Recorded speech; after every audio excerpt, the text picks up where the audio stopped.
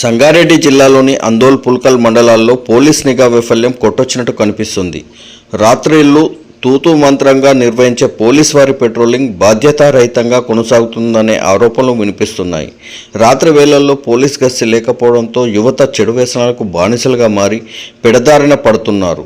తార్దన్పల్లి వద్ద ఉన్న చాయ్ చెస్కా బ్లాక్ దందాలకు అడ్డాగా, అలాగే సంగుపేట వద్దున్న క్రికెట్ బాక్స్ నెట్ వద్ద యువత చిన్న చిన్న విభేదాలతో గ్యాంగులుగా ఏర్పడి మత్తులో తరచుగా పరస్పర దాడులకు పాల్పడుతున్నారు. ఒకరిపై ఒకరు పిడిగుద్దులు కురిపించుకుంటున్నారు. ఈ ఘటన సంగారెడ్డి జిల్లా అందోల్ మండలం సంగుపేట వద్ద చోటు చేసుకుంది.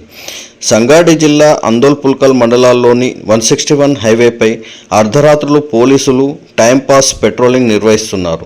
రాత్రి వేళల్లో బాధ్యతగా పెట్రోలింగ్ నిర్వహించి క్రైమ్ రేట్ను నివారించాల్సిన పోలీసులు పెట్రోలింగ్ సక్రమంగా నిర్వహించకపోవడంతో యువత రోడ్లపైకి వచ్చి గ్యాంగులుగా ఏర్పడి పరస్పర దాడులకు పాల్పడుతున్నారు.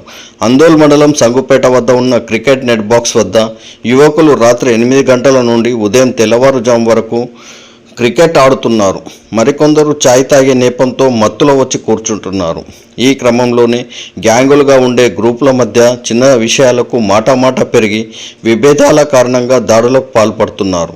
చాయ్ మరియు క్రికెట్ పేరుతో అర్ధరాత్రి 12 దాటిన తర్వాత క్రికెట్ ఆడుతూ వారి మధ్య ఉండే విభేదాల కారణంగా రోడ్లపైకి వచ్చి గ్యాంగులుగా ఏర్పడి హైవే సర్వీస్ రోడ్డుపై నైట్ స్ట్రీట్ ఫైట్ను తలపించేలా ఒకరిపై ఒకరు WWF ఫైటర్స్లా పిడిగుద్దులు కురిపించుకుంటున్నారు. అండర్ పాస్ బ్రిడ్జి పక్కన సర్వీస్ రహదారిపై యువకులు కొట్టుకోవడం ఫ్యాక్షన్ను తలపించింది. 2 గ్రూపుల యువకులు ఒకరిపై మరొకరు కొట్టుకునే వీడియోలు సోషల్ మీడియాలో వైరల్గా మారాయి. అదేవిధంగా పుల్కల్ మండలంలోని తార్దన్పల్లి చాయ్ చెస్కా వద్ద ఖద్దర్ లీడర్ల బ్లాక్ దందాకు అడ్డాగా పెట్టిందే పేరుగా మారింది.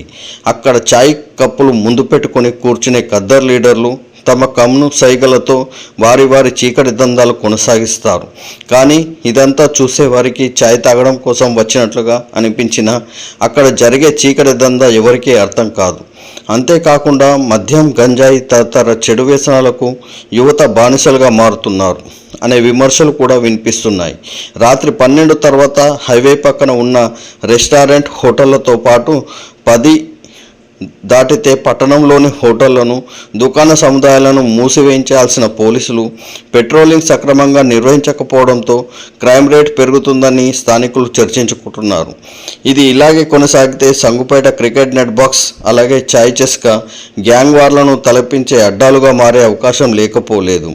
క్రైమ్కు పాల్పడే వ్యక్తులు సైలెంట్గా తమ పని ముగించుకొని దర్జాగా వెళ్లే అవకాశం కూడా లేకపోలేదు. ఇప్పటికే హైవేపై గుర్తు తెలియని అగాంతకులు సైలెంట్గా ధాన్యం బస్తాలను దోచుకెళ్లిన విషయం అందరికీ తెలిసిందే. ఇలాంటి సంఘటనలు అరికట్టేందుకు పోలీసులు బాధ్యతాయుతంగా పెట్రోలింగ్ నిర్వహించి పటిష్టమైన నిఘా ఉంచాలని స్థానికులు కోరుతున్నారు.